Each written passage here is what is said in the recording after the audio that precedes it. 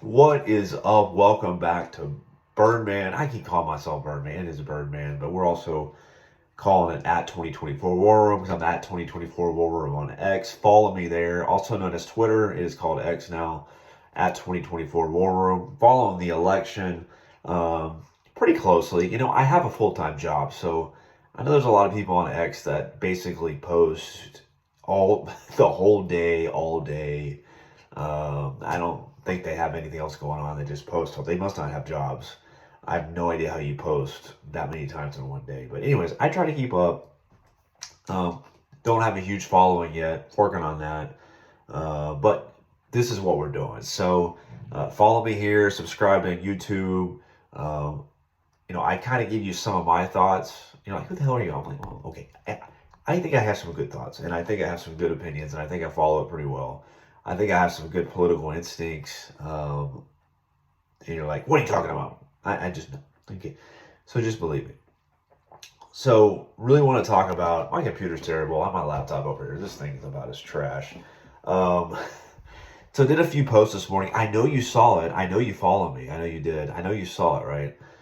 You probably have no idea what I'm talking about. But this morning I had some posts about an update on the election with regards to Iowa. And I'll be honest with you, this primary season on the Republican side is probably pretty boring. There's really not a lot going on. Donald Trump, former President Donald Trump, is leading big in every state. It's not even close, but they say it is. And so if you look nationally, he's up, I don't know, 40, 50 points now. Nationally, he's over 60%. If you look at the polls, so the Iowa caucus, the primary season is getting ready to kick off January 15th, 58 days from today. The primary season is going to kick off in Iowa, the traditional place where it kicks off. It's a caucus. So that happens January 15th. And so right now, if you look at the latest polls, I wish I could pull up my computer, but we're not working with high technology over here. And you have DeSantis leading by 32 points. I pulled up the previous three polls, the latest three polls at Iowa. Trump's up by 32, I believe, in one, and 24 in the other two. So he's basically up 26, 27, 28 points in Iowa. And that's just what the polls say, okay? I mean, I get it. Nobody believes from the DeSantis side. They don't believe the polls, which, okay, I get that polls have been way wrong, especially lately. We know what happened in 2016. Obviously, what happened then. And we've seen some other races in the past few years that have been way off. But do you really think anyone's off by 24, 25, 26 points? I don't. I don't. Um, so I'm not going to go into the history of it, but we do know that historically, I'm not going to go president by president, but on the Republican side, 6 of the last 8 Iowa caucuses for president when you had a non-incumbent. So if you had no president in the race and you had a non-incumbent year, 6 out of the last 8 winners of the Iowa caucus did not go on to win president. Okay. So the Iowa caucus really doesn't determine, from the Republican side, it's not a good barometer of where you're at. It's not a good indication of where you will be or if you're going to win presidency. So I don't know why they make it such a big deal every time, but they do. So Ron DeSantis has put basically the DeSantis flag right in the middle of Iowa, saying this is where he's going to win and this is where it's going to start. So the thinking there is they're going to win Iowa, and that's going to give them momentum to New Hampshire, then to South Carolina, and it's just going to build from there. So that typically doesn't happen, but whatever. But he's still down by 26 points, folks. Listen, DeSantis has an unbelievable ground game. It's the best out there. Okay, ground game. I mean, he's got his campaign on the ground. He's visiting all 99 counties. He is getting commitments from people. I guess they sign something and they go, and they go to caucus, so they're committing to go caucus, and I think he's got around 30,000 Iowans that have committed to that, and I know that's by far the most. Um, and he's just got the endorsement of the Iowa Governor Kim Reynolds. And that typically doesn't happen in primaries in the Iowa caucus. I don't remember seeing that. I don't know when the last time that happened. Typically, the governor of Iowa will endorse when there's an actual nominee or it's like after the Iowa caucus. So this is pretty uh, different in the fact that she did endorse before, which is good for DeSantis. So he's got a lot of good things going on in Iowa. But the polls still don't reflect it, okay? So maybe the polls are wrong. I personally don't think they're wrong by 26 points. That's just me. That's hard to believe, in my opinion. That's just tough for me to believe. But here's the difference. And this is what I was trying to get into. If you follow me on X, I've said this before. And you want to know, man, I just don't get it. You keep saying he has a great ground game. He's got great qualities for your president, Ron DeSantis. I'm telling you right now, nobody on planet Earth can convince me that Trump will be better as president than Ron DeSantis. No one can convince me of that. Ron DeSantis would be a better president right now than Donald Trump. There's no doubt in my mind. Why? Because he's more disciplined. Okay, he doesn't. I mean, we all know what Trump's got going on right now, and obviously some of the litigation and his court. The what is he doing? The civil suit right now, the taxes in New York, something about what's her name, James, the district attorney general up in New York, is going after him. We know that's bogus, right? Whole thing's ridiculous. But then he's got his other cases where he's got indicted 4 times, and we all know this is politically motivated. So the fact is, though, that it is 4 indictments. Okay, say what you want. Of course, I think that it's bogus. I think that's totally political, but it's actually happening. So when you put that into the equation, we don't know what's going to happen. We don't know what's going to happen next year. He could be in jail during the Super Tuesday in March.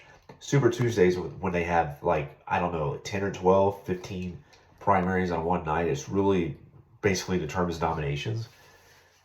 Is he going to be convicted by then? Is he going to be convicted in the summer of 2024? What's going to happen then? Is his support going to go to really low? Is he going to keep campaigning? Is he going to be in jail campaigning? We don't know. There's so many factors right now. So that's one thing. And the other thing is that even when Trump was president, he was distracted. Now, Trump did some great things. I'm not saying he didn't. He did. I would vote for Trump. If Trump's the nominee, I'll vote for him. It's easy. It's an easy thing for me to decide.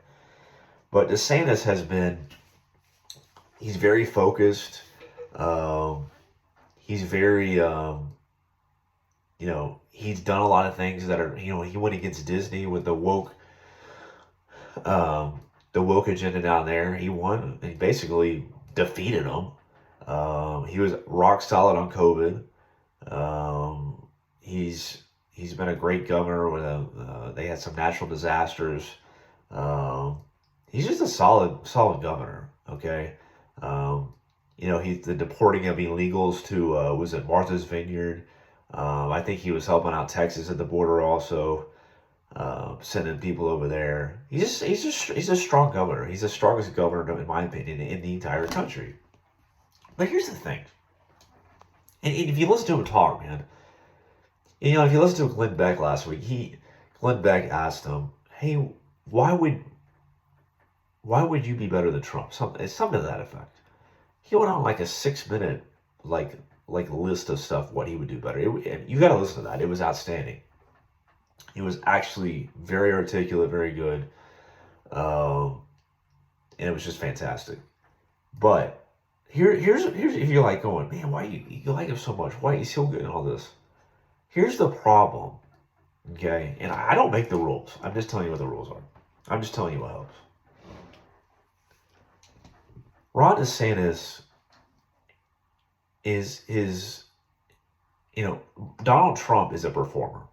Donald Trump has just he's charismatic. He has people skills. He loves attention.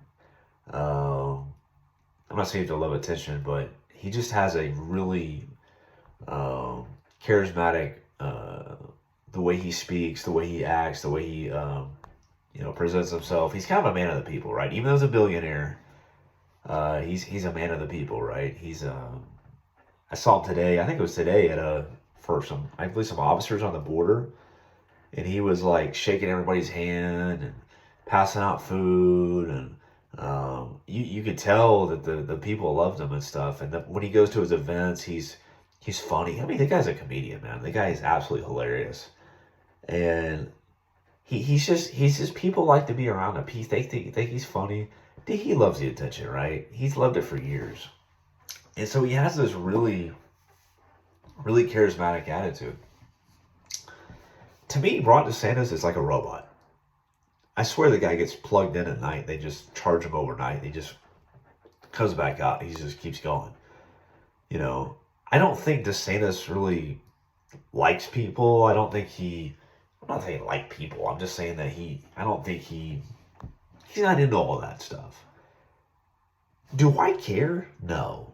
I'm not saying I care. I could care less. I don't care. If he does a good job, I don't care if he gets plugged in at night and he unplugs. I mean, I don't care about that. But I don't work. I'm just telling you what wins elections. People that have, I'm not just talking about elections. I'm talking about, hey, go to your work, go to your company. Do you think the hardest working guy gets promoted? I don't think so. I mean, I don't think that. Does the smartest guy get promoted? No. What about the guy that's completely full of shit? Yeah, they do sometimes. Yeah, they do. Right. Or you ever have those conference calls and the same people have to say something? They always got something to say because they want to hear their voice and they want to look like they're dialed into everything. Yeah. That gets you promoted too. Looks like you're dialed in. You know? I mean, you just sit there, nobody's going to know you're. So it's about presentation. It's about stuff I don't give a shit about, but I'm just telling you what happens. So Trump has off the charts charisma. DeSantis doesn't. Okay? And that's one huge reason why DeSantis isn't winning. And the other reason is it's just Trump was a president, and Trump has just a huge firewall. There's a ton of supporters who believe that he's getting politically persecuted and that they support him because they think it's a complete sham, the whole indictments. Because each time he got indicted, his poll numbers went up. And then the fact that he was a former president and he has a lot of supporters from a long time ago. And then they don't like DeSantis because they felt like he was kissing Trump's ass for years. Then he did a 180 and now he's going against him. And I don't really believe that. I mean, I believe that you don't have to be loyal to somebody just because they run for president. I mean, anybody can run for president. This isn't a monarchy. You know, Trump's not a king, so I'd have no problem with that. But the thing is that number one, he doesn't have charisma, DeSantis, and number two, he's going against a former president who's being persecuted or being prosecuted in what a lot of people believe is BS. That's the two things. So if that wasn't the case, he'd be on top. So I don't see at this point in time, Trump is leading. He's leading big. And all this other bullshit about, oh, he's going to win Iowa. So what if he won Iowa? He's fifth in New Hampshire. South Carolina, he's third. Okay? Stop with this Iowa caucus. There's no history that indicates if you win Iowa, you propel yourself to the nomination. It doesn't happen on the Republican side. Okay? It happens here and there, but it's very rare. So, anyways, folks, that's that. So, not to bore you with all the nice stuff. Like I said, it's pretty boring right now. What else I want to get to is my boy Lincoln Riley. This is my favorite part, actually. So USC dropped to 7-5 yesterday. They lost to UCLA, their in-city rival. So they lost yesterday. USC is now 7-5 on the year. Last year they were 11 and I believe was it 11-2 or 11-3. They started the year 11-1 last year. So really was an outstanding first year, but this year was high hopes on USC, high hopes coming off Caleb Williams, Heisman year, just a lot of hope. So they lost they lost yesterday. The season's over. They will be in a bowl. We'll see where they go. And you got OU, my team. Yeah, we're 9-2. So we're 9-2. Stinking Lincoln 7-5. Oh my. So anyways, it's hilarious to me, and I don't feel sorry for the guy at all. Think about it. He was given a great job at OU, and I'm sorry. I know the history of OU. I grew up watching OU football. If you give me the head coaching job at OU, I'm not leaving. That's the only thing I know. I'm not leaving. Unless they fire me. I'm not leaving. And plus, if I'm 55-10 in 5 seasons, I'm definitely not leaving. So, like I said, when it happened, November of 2021, that I thought it was absolutely insane that he was going to USC. It made no sense to me at all. It still doesn't make sense to me. Oh, well, it's LA, and they got beaches, and they got the bigger media market. I don't give a shit. I mean, who cares they got a bigger media market? I don't care. What does it even mean? You ever see USC play at their stadium? You ever see it? It's half empty. It's half empty. The only time I saw USC have like huge crowds is when they were winning the championship back in 2004. Seriously. You had like Snoop D, Double G on the sidelines. You had a bunch of other celebrities on the sidelines. I can't think of them right now, but it was just a huge deal.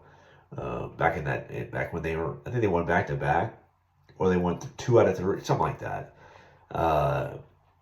It was a huge deal. But other than that, I mean, I don't get it. I mean, it's like OU, you sell out every time. You're playing in front of 90 grand every time. They're going to be sold out. People love OU football. We don't have a lot over there.